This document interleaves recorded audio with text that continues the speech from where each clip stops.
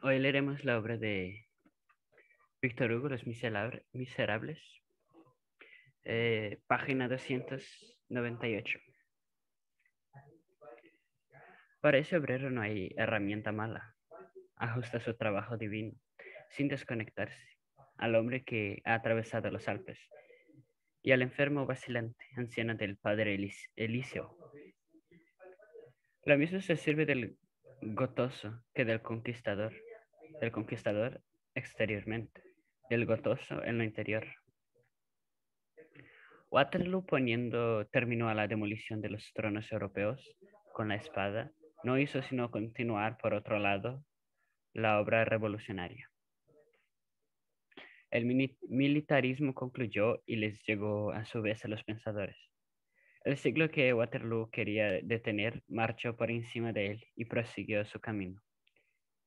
Esta victoria siniestra fue vencida por la libertad. En suma, incontestablemente, lo que triunfaba en Waterloo, lo que sonreía tras Wellington, lo que llevaba todos los bastones del mariscal de Europa, incluso, según se dice, el bastón del mariscal de Francia, lo que Europa hacía rodar alegremente las carretadas de tierras llenas de huesos para elevar el Cerro de León, lo que hizo inscribir triunfalmente en ese pedestal la fecha 18 de junio de 1815, lo que animaba a Blücher a acuchillar y acabar con la derrota, lo que desde lo alto de la meseta de Mont Saint-Jean se inclinaba sobre Francia como sobre una presa, era la contrarrevolución. La contrarrevolución fue quien murmuró esta palabra infame, desmembración. Al llegar a París, vio el cráter de cerca. Sintió que sus cenizas le quemaban los pies y varió de opinión. Volvió a la tartamudez incierta de una carta constitucional. No veamos Wellington, no veamos Waterloo, sino lo que hay realmente en él. Y respecto de intenciones liberales, no había ninguna. La contrarrevolución era involuntariamente liberal, lo mismo que Napoleón, por un fenómeno análogo. Era revolucionario contra su voluntad. El 18 de junio de 1815, Robespierre a caballo perdió los estribos. 18. Recrudencia del derecho divino. Terminada la dictadura, todo un sistema europeo se vino abajo. El imperio se desmoronó en una sombra parecida a la del mundo romano expirante. Volvió a ver el abismo como en tiempos de los bárbaros. Solo que en la barbarie de 1815, a la cual llamaremos por su apodo la contrarrevolución, tenía poco aliento. Se cansó en breve y se detuvo. El imperio, confesémoslo de una vez, fue llorando. Y llorado por los por los ojos de los héroes. Si la gloria consiste en la espada convertida en cetro, el imperio había sido la gloria misma. Había derramado por la tierra toda la luz que puede dar la tiranía. Luz sombría, digámoslo más, luz oscura. Comparada con la del día verdadero es la oscuridad de la noche. Pero la desaparición instantánea de esta noche produjo el efecto de un eclipse. Luis XVIII regresó a París. Los bailes el 8 de junio borraron el entusiasmo del 20 de marzo. El corse se volvió a la antítesis del Bearnés. La bandera de la cúpula de las Tullerías fue blanca. El destierro se sentó en el trono. La mesa de abeto de Hartwell se colocó frente al sillón flordelizado de Luis XIV. Se habló de Bovins y de Fontenoy como del día anterior, habiendo envejecido Austerlitz. El altar y el trono fraternizaron majestuosamente. En Francia y en el continente entero se estableció una de las formas más incontestadas de la salvación de la envejecida sociedad en el siglo XIX. Europa tomó la escarapela blanca. Trestaillon se hizo célebre. La divisa non pluribus in par volvió a aparecer en rayos de piedra, figurando un sol en la fachada del cuartel del muelle de Orsay, donde había habido una guardia imperial. Hubo una casa roja, el arco de carrusel, cargado de victorias ya insoportable, fuera de su sitio en estas novedades, algo vergonzoso tal vez de Marengo y de Árcole, salió del paso con la estatua de Angulema. El cementerio Jaspe descansó en este pueblo, los huesos de Luis XVI y de María Antonieta. En el foso de Vicens se le vio en la tierra un momento sepulcral para recordar en que el duque de Enghien había muerto el mismo mes en que fue coronado Napoleón. El Papa Pío VII, que había hecho esta congregación casi al mismo tiempo de ocurrir aquella muerte, bendijo tranquilamente la caída, como había bendecido la elevación. Obenschweinbun, un niño de 4 años, hombre infeliz a quien era sedicioso llamar rey de Roma. Y se hicieron todas estas cosas, y estos reyes volvieron a subir a sus tronos. Y el dueño de Europa fue cerrado en una jaula, e en el antiguo régimen se convirtió en moderno. Y toda la oscuridad, toda la luz de la tierra cambiaron de sitio. Porque en la tarde de un día de verano un pastor dijo en el bosque a un prusiano, pasad por aquí y no por allí. El año de 1815 fue una especie de abril lúgubre.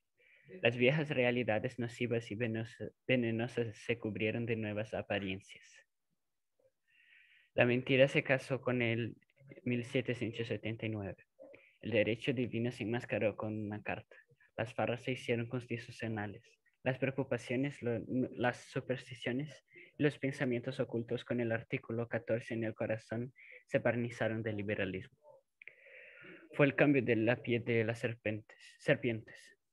El hombre había sido hecho grande y empequeñecido a la vez por Napoleón.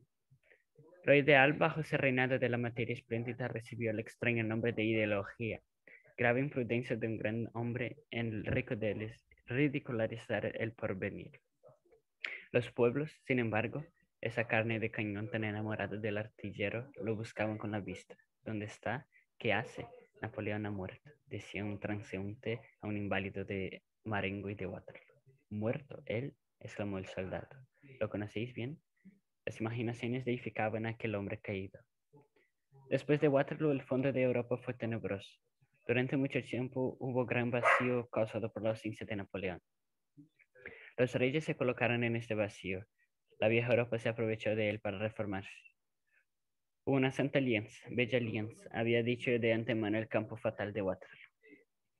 En presencia frente a frente de la antigua Europa rehecha, se bosquejaron los rasgos de una Francia nueva. El porvenir ridicularizado por el emperador hizo su entrada solemne llevando la frente a la estrella de la libertad. Los ojos ardientes de las generaciones jóvenes se volvieron hacia él.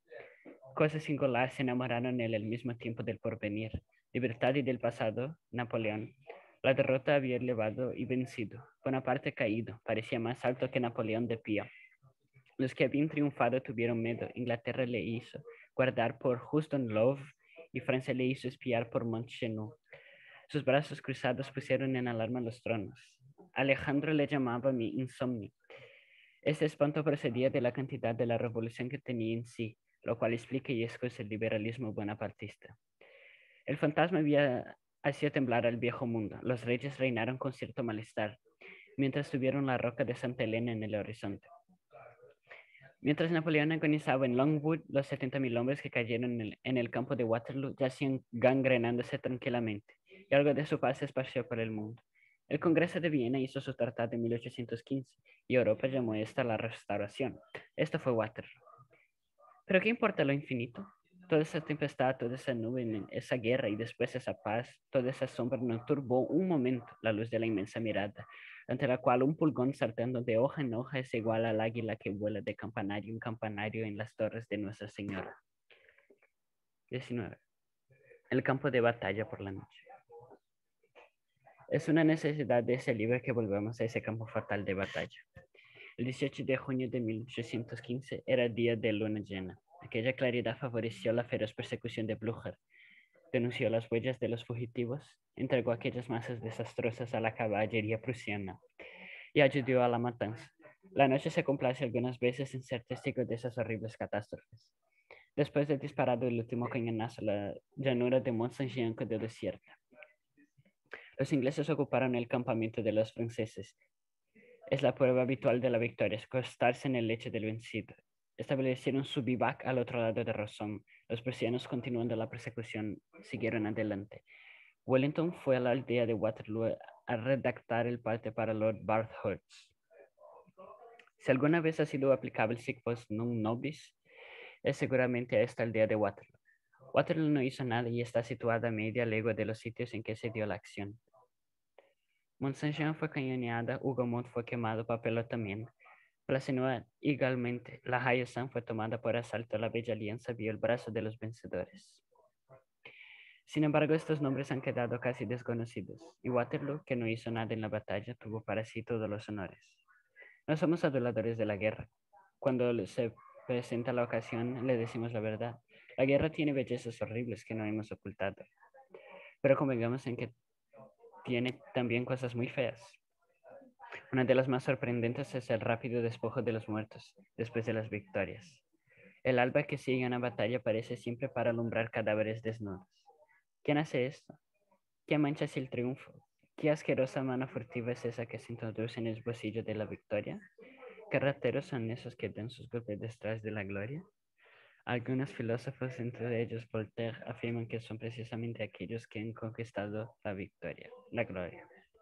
Los mismos dicen, no ha habido cambio alguno. Los que están de pie saquean a los que están en tierra. El héroe del día es el vampiro de la noche. Al fin y al cabo tiene derecho a despojar un cadáver que él mismo ha hecho. En cuanto a nosotros, no lo creemos. Recoger laureles y robar los zapatos a un muerto no parece imposible que lo haga a una misma mano.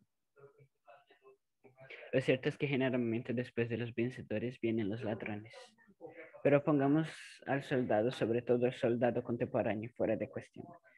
Todo ejército tiene una cola y esa es la que debe acusar. Seres murciélagos entre bandidos y criados. Todas las especies de mariposas crepusculares que engendran entre esa oscuridad que se llama la guerra. Portadores de uniforme que no combaten, enfermos supuestos, cojos temibles. Cantineros contrabandistas, algunas veces con sus mujeres, trotando en carretas y robando los que vuelven a vender. Mendigos que se ofrecen por guías a los oficiales, granujas merodeadores. Todo esto, no hablemos del tiempo presente, seguía en pos de los ejércitos en otro tiempo, de tal suerte en que en el lenguaje especial militar se llamaban los rezagados. Ningún ejército ni nación alguna era responsable de estos seres. Hablaban italiano y seguían los alemanes, hablaban francés y seguían los ingleses. Uno de esos miserables rezagados español que hablaba francés fue el que engañó al marqués de Fervax con su charla, el cual, tomándolo por uno de los nuestros, se fió de él y fue muerto a traición y robado en el mismo campo de batalla de la noche que siguió la victoria de Cernoles. Del merodeador nació el pícaro. La detestable máxima, vivir a costa del enemigo, producía esta lepra, que solo podía curar una disciplina rigurosa. Hay famas que, otro lado, han sido tan populares. Turena era... Hay famas que engañan. Algunas veces no se sabe por qué ciertos generales, grandes por otro lado, han sido tan populares. Turena era adorado de sus soldados porque toleraba el pillaje. El mal consentido forma parte de la bondad. Turena era tan bueno que dejó poner a sangre y fuego al Palatinado. Detrás de los ejércitos veían más o menos merodeadores, según la mayor o menor severidad del jefe. Hoche y Maneux no tenían rezagados. Wellington, le hacemos voluntariamente esta justicia, tenía muy pocos. Sin embargo, en la noche del 18 al 19 de junio se despojó a los muertos. Wellington fue rígido, dio orden de pasar por las armas a todo el que fuese cogido en flagrante delito, pero la rapiña es tenaz. Los merodeadores robaban en uno de los extremos del campo de batalla, mientras estaban fusilando en el otro. En esta llanura la luna era siniestra. A eso de las 12 vagaba un hombre, o mejor dicho, andaba arrastrándose por la parte del barranco de Ohain. Según toda apariencia era uno de los que acabamos de caracterizar, ni inglés, ni francés, ni soldado, ni paisano, menos hombre que hiena, atraído por el olor de los muertos, teniendo el robo por victoria y acudiendo a saquear a Waterloo. Llevaba una blusa que tenía algo de capote e inquieto y atrevido marchaba hacia adelante mientras miraba hacia atrás. ¿Quién era aquel hombre? Probablemente la noche le conocía más que el día. No llevaba saco, pero es indudable que tenía bajo un capote anchos bolsillos. De vez en cuando se detenía, examinaba la llanura en torno suyo, como para ver si alguien le observaba. Se bajaba bruscamente, revolvía en la tierra una cosa silenciosa e inmóvil, y luego se enderezaba y se escapaba de aquel sitio. Su paso de zorro, su actitud, su gesto rápido y misterioso, le asemejaban a esas larvas crepusculares que frecuentan las ruinas y que las antiguas leyendas normandas llaman los andantes.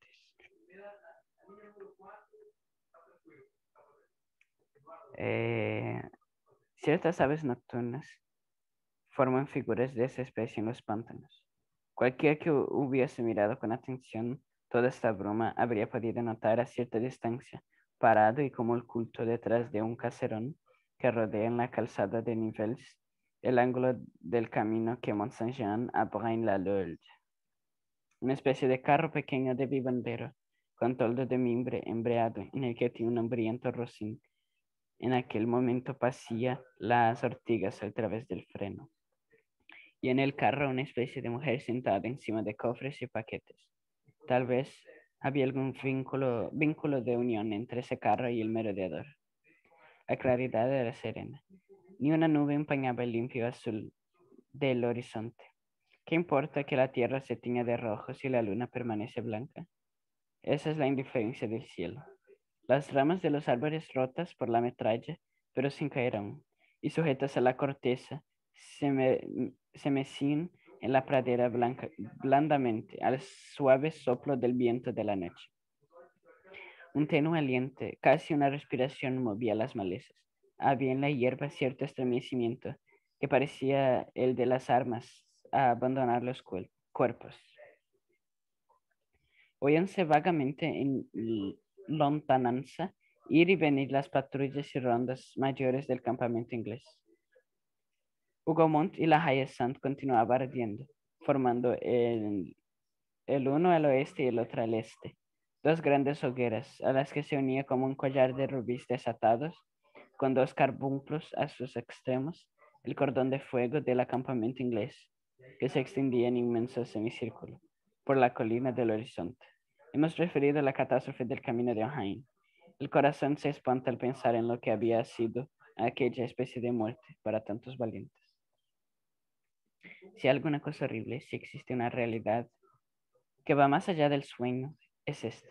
Vivir, ver el sol, estar en plena posesión de la fuerza viril, tener salud y alegría, reír con valor, correr hacia a una gloria deslumbradora que se tiene delante, sentir en el pecho un pulmón que respira, un corazón que late, una voluntad que raciocina, hablar, pensar, esperar, amar, tener una madre, tener una mujer, tener hijos, tener luz, y de pronto en el espacio de tiempo necesario para dar un grito, en menos de un minuto, hundirse en un abismo, caer, rodar, magullarse magullado, ver espigas de trigos, flores, hojas, ramas, no poder agarrarse a nada, apretar un sable inútil, tener debajo de sí los hombres, encima los caballos, luchar en vano, romperse los huesos con una cos dada en las tinieblas, sentir el tacón de una bota que os hace saltar los ojos, recordar con rabia las herraduras de los caballos, ahogarse, aullar, desesperarse, estar allí debajo y decir, hace un momento yo vivía.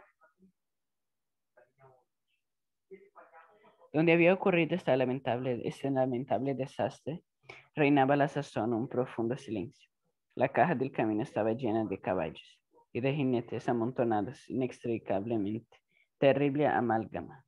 Ya no había declive. Los cadáveres nivelaban el camino de la llanura y se tenían ras como una milla fanega de cebada bien medida.